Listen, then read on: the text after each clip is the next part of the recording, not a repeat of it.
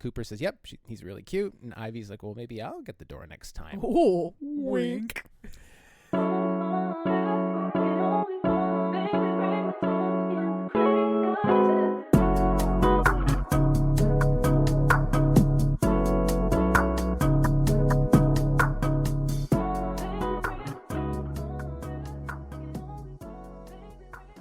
What's up, smut lovers? Welcome back to another episode of Cheap Smut. My name is Katie Mizell. And my name is Carl Mizell. And this is a podcast that my mother supports in theory, if not in practice.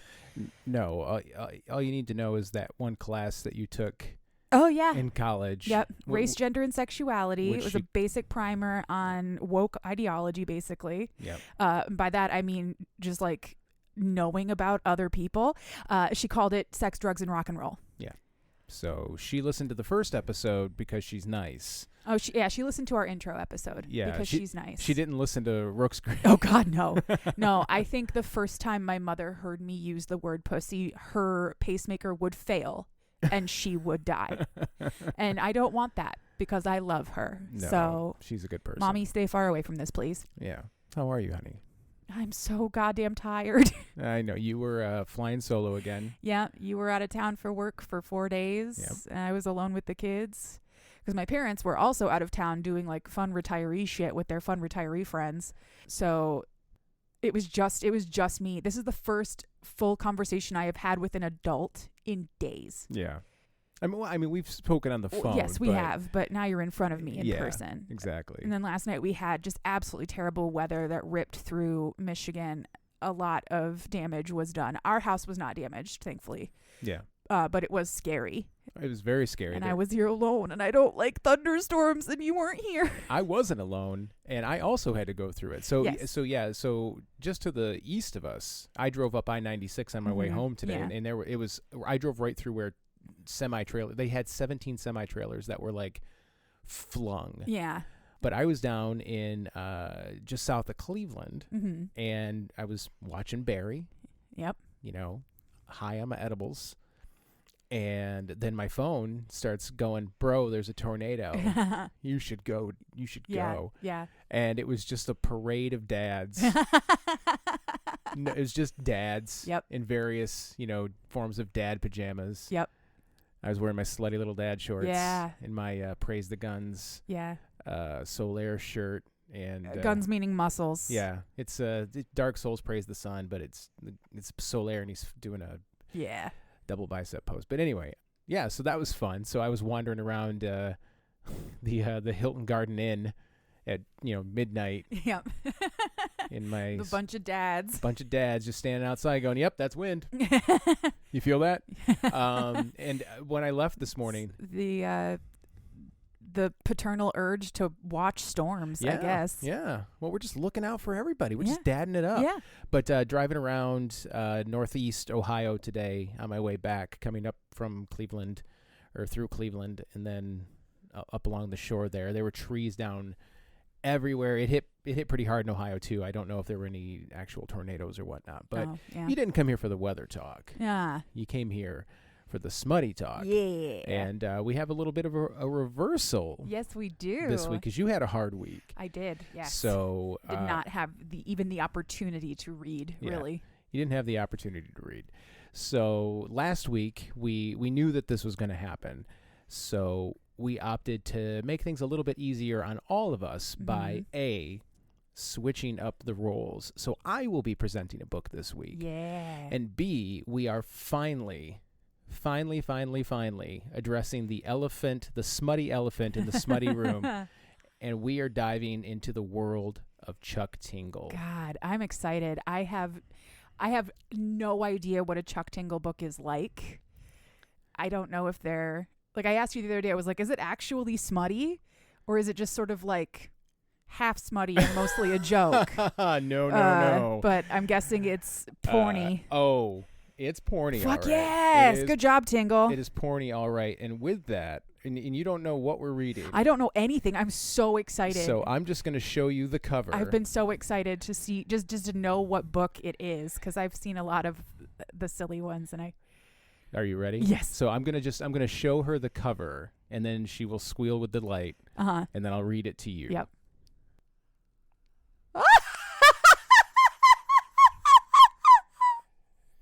So this week... I'm sorry if that was really hot in your ears, but oh my God. So this week, for our smutty pleasure, we are reading Bisexual Mothman Mailman Makes a Special Delivery in Our Butts from the 2-time Hugo Award finalist, Chuck Tingle. Oh my God. Bisexual Mothman Mailman. Ugh. Now, what you need to know is that last night, when I was down in Ohio and I hung out with our friend and soon-to-be guest of the show, Josh. Yes.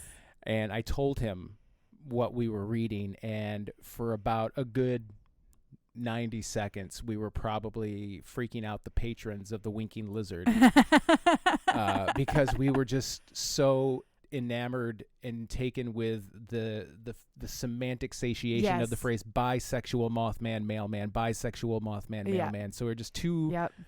grown men just looking at each other drinking brown liquid. I'm drinking, he was drinking a Hefeweizen, and I had my they had Powers, so I had 2 fingers of Powers, and just like that acting drill where you just say the same word over and over to each other. Bisexual Mothman Mailman. Bisexual Mothman Mailman. Bisexual Mothman Mailman. Bisexual Mothman Mailman. Bisexual Mothman Mailman. Bisexual Mothman Mailman. So on and so forth. So that is what we are doing this week. No real content warning to speak of. Yeah. Anal, it sounds like. Yeah.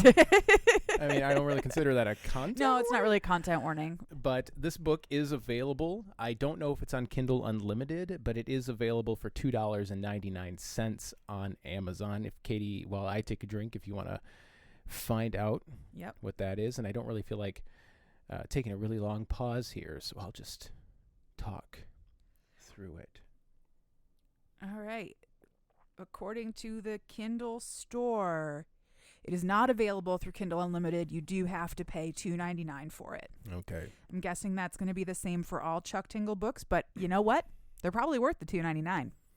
Yeah, it is. So with that, let's just get right into it. Our FMC is a woman named Ivy, and our MMC is a young man named Cooper. Okay. Ivy and Cooper. They are a married couple. They do mention that they both work from home. That comes into play later on. Let's see here. Ivy has a production company, and Cooper is a professional writer. So they both tend to... Ooh, they're artistic. Exactly. They tend to work at home. They've been together for a very long time, and they're very big proponents of growth and change. They support change, and they thrive on it. They're always looking for adventure, and they like to keep things fresh and interesting to spice things up. But lately work has been tough. They can't travel as much as they used to, so they are hanging out at home more often. Hanging out one day, doorbell rings. Ivy's like, bro, can you go get that door? Cooper doesn't hear it because he's just so into his fucking writing. Just, I am writing. What does Cooper write? It doesn't say. I'm gonna guess he writes porn. No, let's go with that. Yeah. He gets up to go get the door, expecting their usual mailman, Noah. Okay. But they do not see Noah at the door. Instead of that, they see a muscular Mothman. Oh, as it says, a creature that is covered in grayish white hair, with a large pair of wings folded against his back. He has these huge, glowing red eyes placed lower than one might normally expect. Giving the creature a very distinct cryptid appearance, as though his head was actually positioned somewhere deep within his muscular chest. Oh, sure. This sounds like my boyfriend, the Mothman. Yes, it does. Right? Yeah. Confused. Cooper's like, oh, where's Noah? Are you here to tell us the bridge is going to collapse? Right, exactly. Nope. He says that Noah is no longer with us. And did he die? Cooper expresses his condolences, and the Mothman says, "Oh no, he just quit." Oh, okay, good. That's all. Where's our usual mailman? He died. Exactly. I killed him. So Mothman says, you need to sign for this. Anybody can sign for it as long as they're an adult. Cooper signs for it and is just so, smitten with the Mothman that he forgets to ask him his name. And then he blurts it out. He's like, well, Mothman, what's your name? Indrid. Indrid? Our Mothman is named Indrid. He is dressed quite conservatively in a typical mail carrier's uniform, but the cut of Indrid's pants hang just right across the Mothman's perfectly toned rump. Oh, sure. Yeah. He's got moth cake. He's got moth cake. Yeah. Exactly. Hell yeah. You got to have moth cake. Apparently, he has an incredibly muscular physique, which leaves Cooper floored and standing at the door, and that gets Ivy's attention.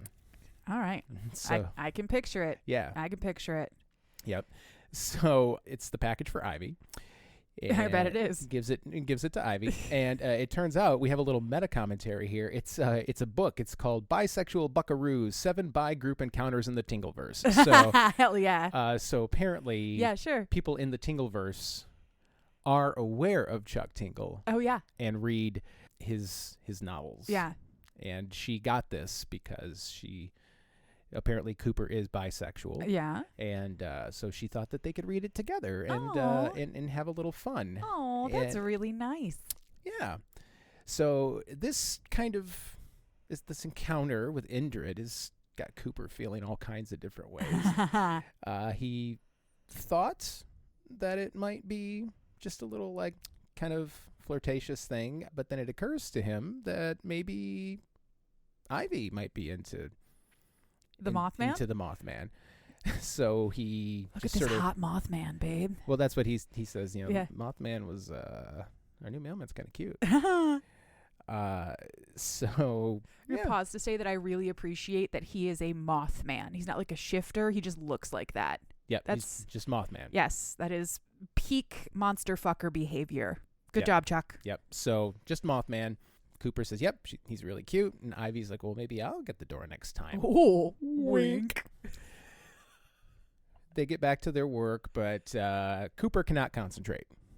All Cooper can think All the about, blood left his brain. yeah, all Cooper can think about is the Mothman and his muscular body, but specifically his toned rump. Oh yeah. He Does Chuck use the word rump? yes, Okay, cool. definitely using the rump. The word rump. He's typing out a few sentences at a time, but then he always loses his train of thought as a Mothman rump strolls across my conscious mind, playfully swinging his hips from side to side. Oh my god. Cooper Yes. Cooper can no longer take it, Oh no. and Cooper decides to make a bold decision. Okay. He gets online and immediately looks for an item he can purchase with same-day delivery. Okay. The first thing he can find is a brand new pen. A pen. So he just buys a pen, Yep. clicks, and then pulls a Scott Pilgrim Oh yep. and is immediately waiting by the door for the his package, package, that he just ordered. And- Right. What's that? But I guess I'm thinking about the logistics of the mail delivery system. I don't think Mothman would be the one bringing it back in the real world. But in the Tingleverse? But in the Tingleverse, anything to get laid. Exactly. So time passes. Yeah. Doorbell rings. Ding dong. Cooper says, "Hey, Ivy, can you go get that?" Now she can't hear. "Hey, Ivy, can you go get that?" Finally gets her attention. And then she says, "Well, why don't you go get it?" And then Bitch. Sorry. but it was a sort of a playful, like, "No, you go." Yeah. Yeah. And so I ordered something online. He confesses that he ordered something online. She gets up, figures out what's going on, walks to the door, and there's Indrid, now meeting Ivy. Sure. And he's nice. He's very friendly. Nice to meet you. Mothman hands her the package. "Here you go. Have a good day." Enjoy your pen. Exactly. Indrid walks away, and Ivy closes the door very slowly, and then turns and does that sort of like slow like reveal of like, Oh, yeah. Mouthing the words, "Oh my God." He's so hot. And Cooper says, The hottest Mothman I've ever seen. "Right?" Ivy says, "You weren't kidding." And then kisses Cooper. Oh, just yeah. passionate, Yeah. deep, passionate kissing. Fuck yeah. And now Cooper's just like, "Fuck, yes, we got to do this. This is it. This is on." So then he says, "Maybe we should order Another pen. some more packages." And this is the first time. So Cooper decides, yeah, I want to do this, but I don't want to be a burden to the Mothman. Yeah. I don't want to burden him. He's new. He's gonna catch on. Plus, he feels a little uncomfortable about staring at somebody that doesn't necessarily want to be stared at. Oh yeah, sure, yeah. And he says, I don't know. I don't want to bother him if it's just going to be like flirty, nonsense. And then Ivy says, well, maybe it doesn't have to be. Yeah, what if he pounds us in the butts? Right? Like, what if, just hear me out. What if he pounds us in the butt? So over the next few days, they continue to make way more online purchases than any normal people would make. Is it all pens? It does not say. I would love it if it was just pens. Just constant. Just what are we going to do with all these pens? Right. It just comically starts piling up exactly. in the background as a montage. They make sure to stagger their orders so they have reasons for him to come back multiple times throughout the day. Oh my God. And not long after that, they strike up a casual rapport. They learn about his life and just getting more and more attracted to him. And specifically, he has this sort of laid back confidence, which I assume would come from being a Mothman. Oh yeah. It might come from the cake. Yeah, it could. Indrid also says that Mothmen are technically a species of Bigfoot. Oh, yeah. And that he could make his rounds much faster with the use of his wings, but he is required to drive the mail truck for advertising purposes. Oh, yeah. Yeah, So, okay, that makes sense.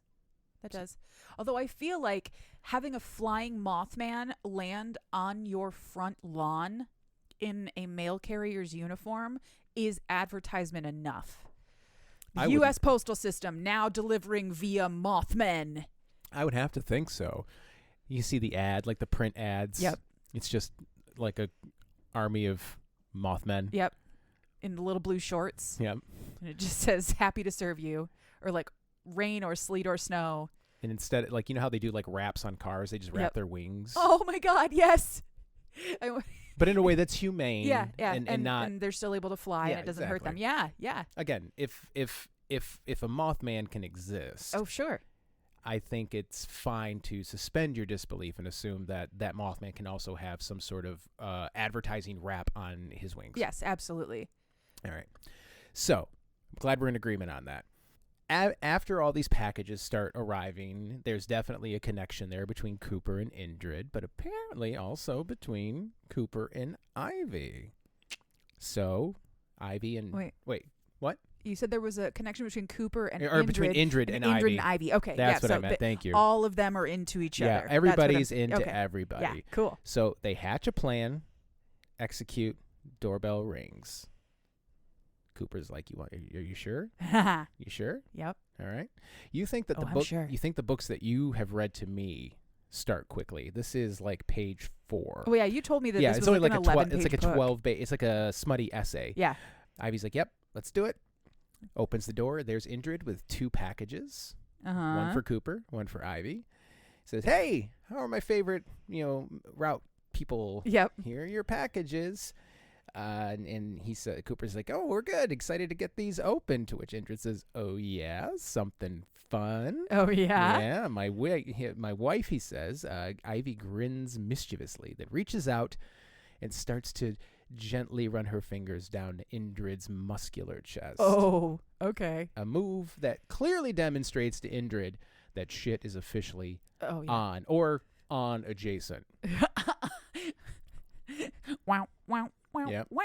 Waka chicka, waka chicka. Ivy invites Indrid in to open up the packages with them. Oh? Cooper's like, "Oh, good. And what do I do? Oh." What's in them? I want to know. Indrid smiles and says that it is his duty as a mailman to make sure all packages get where they're going in working order. Oh, good Lord. They let him in. He comes on in, asks who should open their package first. Ivy says it should be Cooper. Okay. So Cooper opens his box and extracts from the box a rubber cock ring. Okay. I was expecting a big dildo or something. Okay, so a No. cock ring makes sense too. Yeah. Indrid wants to make sure that it wasn't damaged during the shipment and the delivery. Oh, okay. Yeah. So Indrid What a good mailman. kneels down, unbuttons Cooper's jeans, No. and allows his swollen cock to spring forth in all its glory. Oh, okay. Apparently, Cooper has joined the Big Dick Club. Oh, God. Indrid, Welcome to the Big Dick Club. Indrid lets out a slight gasp, but then quickly composes. Takes the cock ring, drops to his knees, and tries to put it on, but it's just a little too snug. Uh-huh. So Indrid offers to help with that Oh. by taking Cooper into his Mothman mouth. Oh, sure. Now, you saw the cover. Yep. That looked like teeth and stuff in there. Yeah. So, but I I assumed thought that, I saw mandibles. Yeah, I thought I saw some mandibles too. I would be hesitant. Oh. Well, I assume that if he's giving a beach, he knows how to do this safely with his Mothman maw. Yeah. And apparently Cooper approves. Good. And Cooper is in the throes of Mothman-induced passion. I mean, it would be a much different story if Cooper started screaming because Mothman was eating his dick. Right? Toothy, ow! We didn't establish a safe word. Oh no! He is very much enjoying himself, but not enjoying himself too much to not realize, or he realizes very quickly, that there's another presence joining the Mothman, and Ivy is getting in on the joke. So now Cooper is being serviced by Ivy and the Mothman in sort of a fun, sexy, sort of oral sex competition. Bro. Yeah. They begin to pass Cooper's cock back and forth, sometimes just dragging the tongues across it, and other times sucking him off with just frantic enthusiasm. The Mothman has a proboscis. So. Yeah. Ivy is tending to the balls because she knows that sure. Cooper likes that. Oh, that's nice of her. And just a little bit of pressure on the perineum. Just a little bit there. And then Ivy decides it's her turn and just takes the entire length of Cooper, demonstrating an incredible ability to deep throat. Sure. Which is something apparently she has not done before. They're married? Yeah. Oh, I'm okay. Yeah. He seemed surprised by it as well. She deep throats him, backs off. Indrid says, "There, now we got it." Oh, yeah. And slides the cock ring on. Finally ready. Yes. All of that was just to test the cock ring, I swear. Well, Indrid says, "Well, it looks perfect. Now let's take it for a test drive in my ass." Oh, God. The handsome cryptid turns around and falls forward, popping his pert little rump in the air and wiggling it for Cooper as if to say, "Come and get some." He slips out of his uniform and pulls the fabric away from his body, revealing a breathtakingly chiseled form. Okay, seriously? Why is this guy so jacked? He's a jacked Mothman. I guess. He reaches back and gives his rear end a playful slap, gripping it tightly with one hand. I wonder if it makes a slap sound when it's covered in fur. Yeah, probably not. Yeah. Probably not. But he's sort of shaking it and kind of spreading the cheeks apart, giving him a good look. Can one of the cats come over here so I can smack your butt and hear the sound so I know what it sounds like? No? Nobody? All right. And then, without much fanfare, Cooper fucks the Mothman in the ass. Okay. Mothman anus doesn't require much preparation, I guess. No. He takes him fully as they both sort of rock together. And then the rhythm increases, the passion increases, and Indrid keeps declaring, keep fucking me over and over until it becomes sort of a mantra. Okay. And then Ivy interrupts and asks if they should see if her package is in working order as well. Mm-hmm. Cooper and Indrid turn to see Ivy standing proudly before both of them, wearing an enormous strap-on. Yes! Give the girl a cock. Give the girl a cock. Ah. Now, with Cooper still inside Indrid, Uh-huh. Ivy does the very porny thing, gives a good spit onto the Yep. Sorry. onto the God, I hate that. Mm-hmm. strap-on. Yep. And proceeds to penetrate Cooper while Cooper is still inside Indrid. Okay. So now the three of them are hunched over in a long row of pleasure, stacked like pleasure-seeking dominoes. Oh my God. Okay, so that's fantastic, and I love that we're doing the anal train thing. Yeah. But that's like Brokeback Mountain style, a giant strap on and a little spit. No, girl. No. Get the lube. What the fuck? I think Cooper would agree. He lets out a startled yelp. Yeah. Not entirely prepared for the size, but accepting it all the same. Mm. Yeah. Okay. Okay. Not long after that, all three of them are bucking up against one another, their bodies slamming in an expertly performed polyrhythmic dance of ecstasy. Oh God.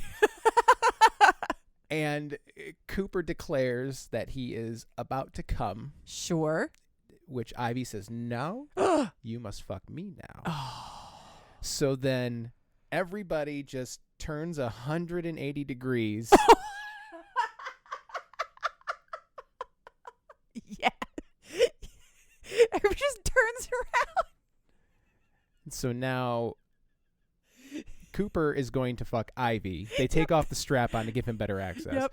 Cooper begins to fuck Ivy, and then Indrid begins to fuck Cooper. Right. So is Cooper in Ivy's vagina? Yes. Okay. She's fucking her in her pussy. Yes.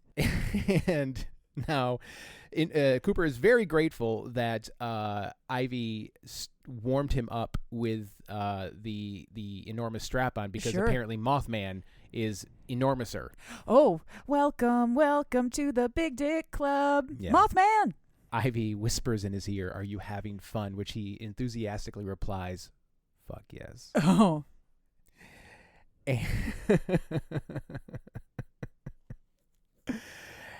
And they're just fucking in just this Sure, fuck yeah. train. It fucking continues. And again, I really encourage you guys. We've never really wanted to just sit here and like read passages from the book, but Chuck is a filthy poet. I It's love a naughty wordsmith. Yes. It's not long before all three of us are crying out once more that same old erotic choir singing a brand new song. Oh, wow, Tingle. Yeah. Good for you.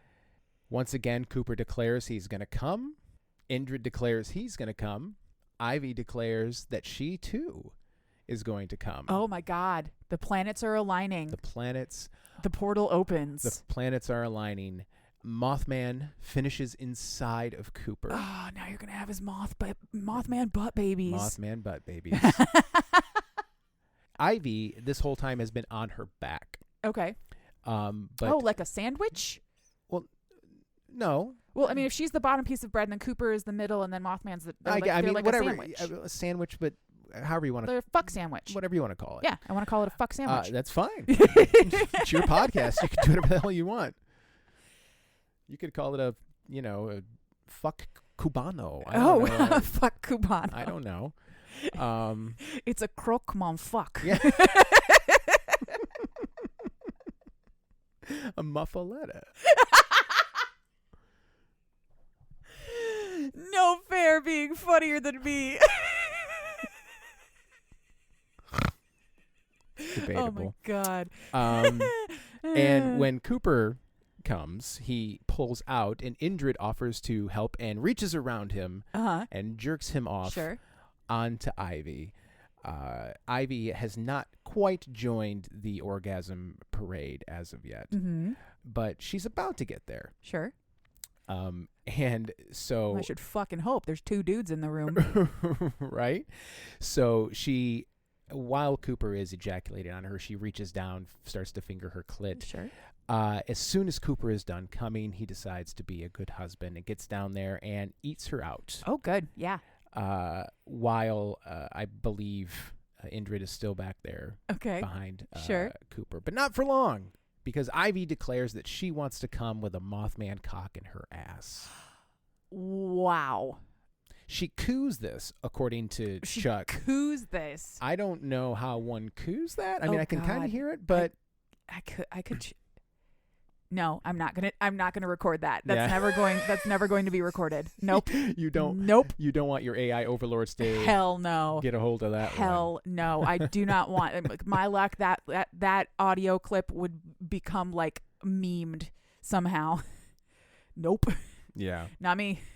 Could never be me.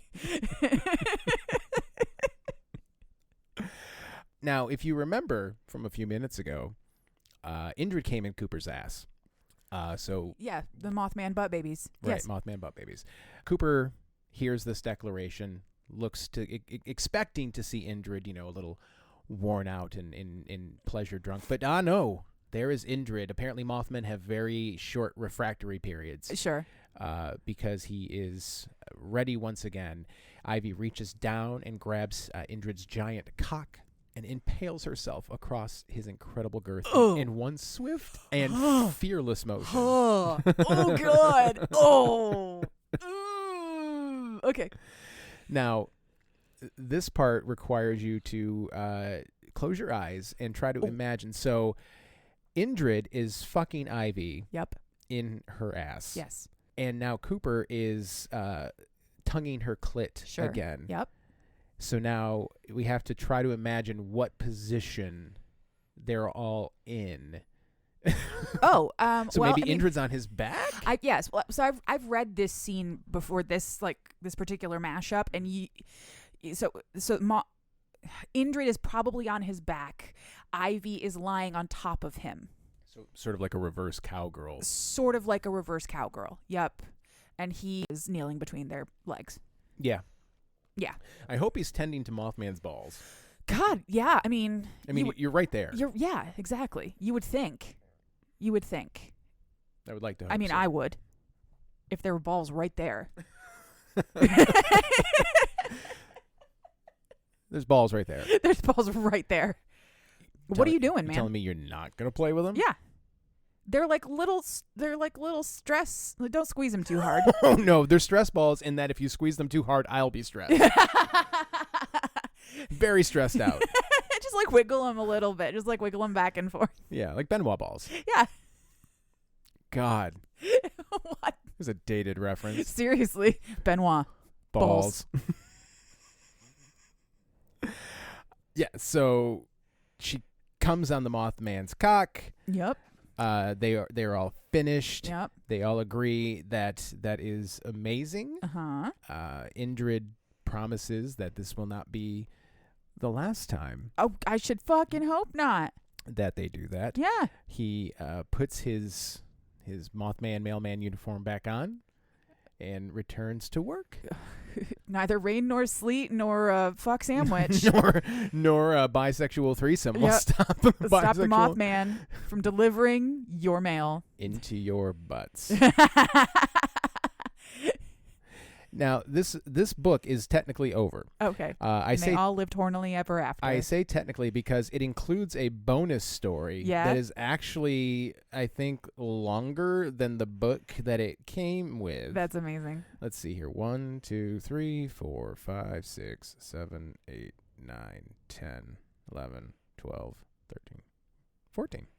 So, yeah, this one is actually... What's the name of that one? This one is, this one would actually be, for our friends Nate and Murph, this one is Bisexual Polyhedral Role-Playing Dice Orgy. That's amazing. But I can't, I suppose I could try and skim it. No, don't. And do that. But, this is a shorter episode, so. Yeah, you know what? We can do. I want to tell you the name of my favorite Chuck Tingle book. Okay, I've got a list. Yeah, Chuck Tingle is incredible at naming his books. But my personal favorite is Jordan Peterson is not pounded by his rambling conservative talking points disguised as intellectualism because they're utterly moronic and nothing more than hateful, barely coherent word sludge. Oh, clearly a reference to Jordan Peterson. Of course it is.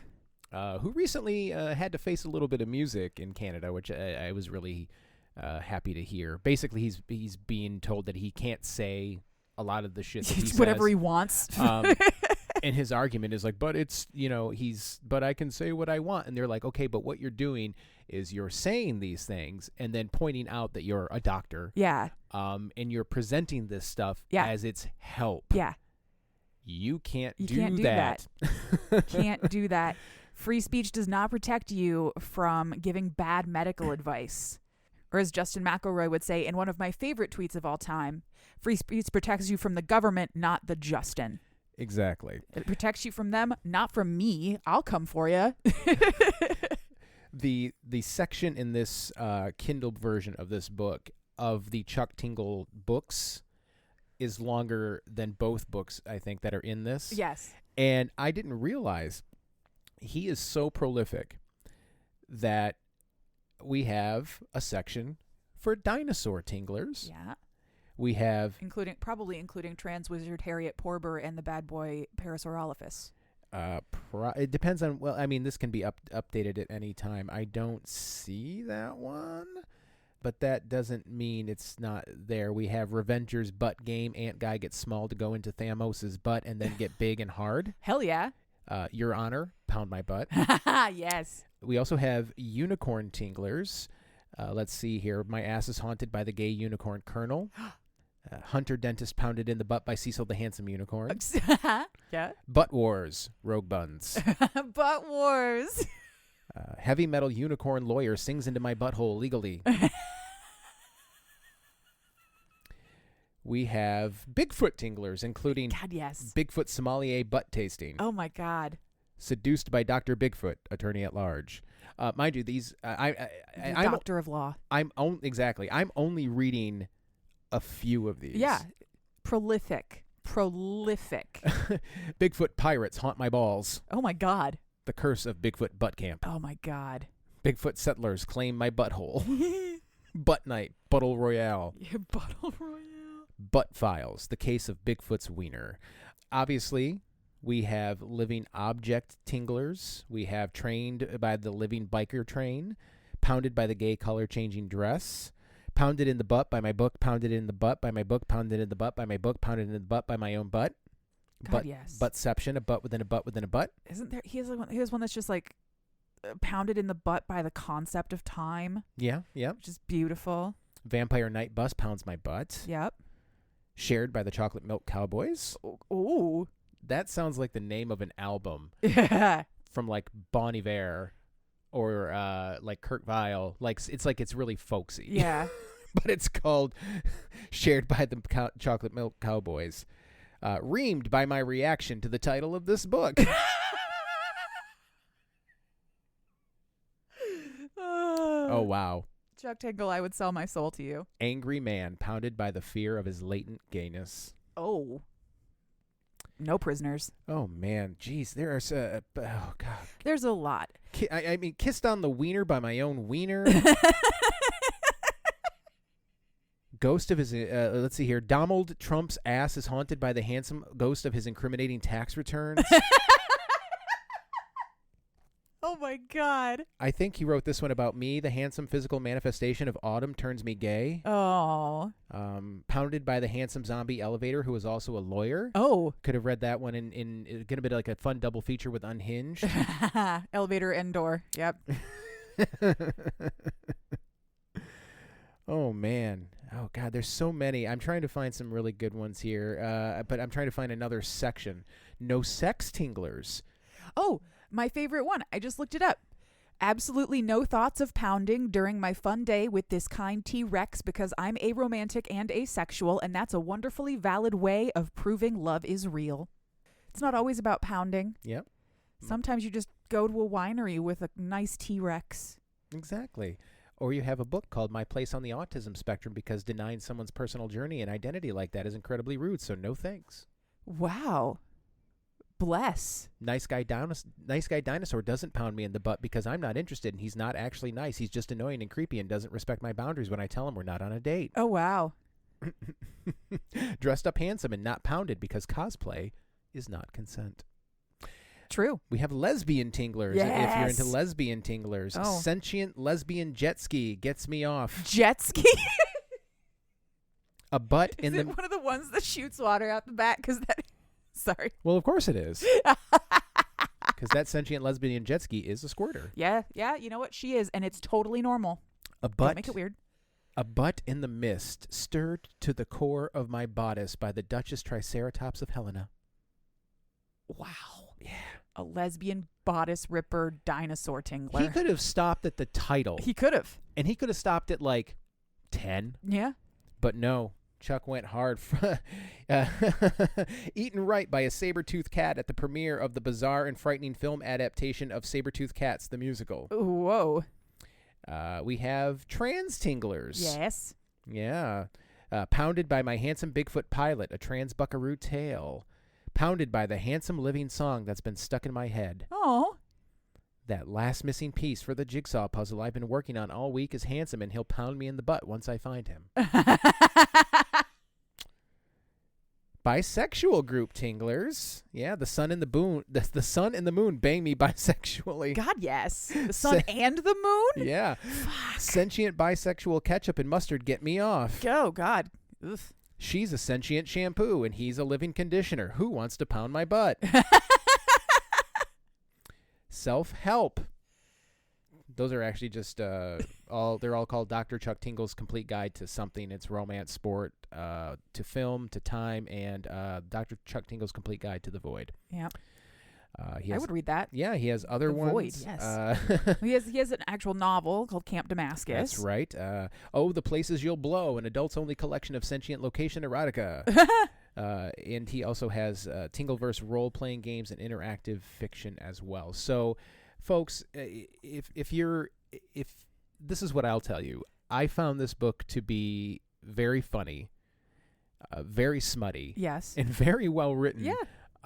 He definitely has a fun turn of phrase. Definitely has the ability to pivot very quickly, because like you said, you're like, is this actually going to be smutty? And it was. There were times where I was like, even though our son is 5 and can sort of read, Yeah. I didn't want him within like 5 feet of me when I sat down tonight when I got home. And I was like, go on, play your freaking tablet or something. Yeah. And I'm trying to read this because I didn't want him to look over and like see the words cock ring. Seriously. 2 words that he can figure out. He could definitely sound out the word cock. Yes, he could. I do this too, because I sit around and read when the kids are around all the time.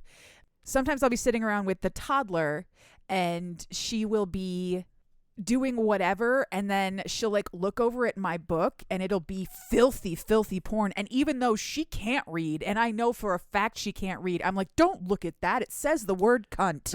It's like when our son was very like maybe 6 months old, you were like watching Yep. Penny Dreadful. Oh God, yes. And yeah. at one point you were like, I think he's starting to become impressionable. Yeah. Because when babies are born, Yeah, they can just barely perceive shapes and you colors. just put them anywhere. Yeah. To make sure they're not too far off the ground. Yeah, exactly. You Case- can put them on the ground. That's a piece of advice that you are given often as a mother. Like if you need a break, they can't fall off of the ground. Yep. So just leave them. Put Yep. them down. But yeah, I started watching Penny Dreadful when he was about 6 months old, right after I stopped working. 7, 8 months. And yes, the sex, but also that show is incredibly violent and very bloody. And I was like, I don't want this on when my baby is in the room anymore. Yeah. This feels like I shouldn't be showing him this. Yeah, and he was our first, so we didn't know anything. So Yeah. we were like, oh, this is how you make a serial killer. Yeah. You show him Penny Dreadful at 6 months This is how old. you make a serial killer. Actually, I mean, maybe that's why he really enjoys watching YouTube videos of streamers playing Japanese horror games. Yeah. He really loves them. He says they're not scary. Yeah. Which is great. I told him that Daddy will be very happy to know that he has a friend to watch horror movies with when he's older. One day. Because I can't do it. I can't watch horror movies. I have a hard a time. major anxiety disorder. I have a hard time watching them now that I have kids. They all hit differently. Like I was watching Barry last night, and there was a moment in the 3rd season where I was just like crushed Oh. because but it was a dad, Yeah. a dad talking about a child, and Yeah. it was like, oh. And Yeah. before that, I would have been totally fine. It's hard though, man. yeah. Plus, once you have kids, you really start getting hit with the concept of your own mortality. Yes. That shit's crazy. Yeah. That's wild. Like, you never really think, I mean, I didn't anyway, really think about my own mortality until I had this tiny person who needed me and I need them. And if Yeah. either one of us dies, it's going to be devastating. So now I'm constantly terrified of mortality. Yep. And I'm not going to die. Ever. I'm a big, strong boy. Everybody likes, loves you, no and one's you're never gonna gonna die. But you know what is going to die? Not going to die, but end This podcast? this episode. Yeah. You can find us on social media. We are on Instagram and TikTok at Cheap Smut. If you would like to send us an email, please do at cheapsmutpod@gmail.com. The music you hear in this and every episode is called Nostalgia by Mackay Beats. You can find it along with thousands of other songs free of charge for you to use at the freemusicarchive.org. A little short episode today, a little bit of digression there at the end, but it's fine. It's fine. We're your parasocial friends. Maybe you like to hear about our lives and hear me and my wife accidentally say our children's name and bleep them. I don't know. It's our show. If you don't like it, just be like, shit, they're rambling. Speaking of rambling, I'm doing it again. What are we listening to next week? Well, that depends. Is Josh going to be on? Yeah, Josh is coming on next week. All right. Then next week, I am presenting for your enjoyment and our friend Josh, who will be our special guest, Not All Himbos Wear Capes by C. Rochelle. It is a filthy, dirty superhero and villain gay romance. And it is wild. I can't wait to tell you guys about it. And I can't wait to hear it. And I'm sure Josh is excited too. I had a drink with him last night. He is extremely excited. Oh, I can't wait to tell him. Send us home. In the meantime, listener, if there is a book in you, write it. And if there's fucking in it, I'll read it. And then she will come on this show and explain it to me for your entertainment. Goodbye. Bye-bye.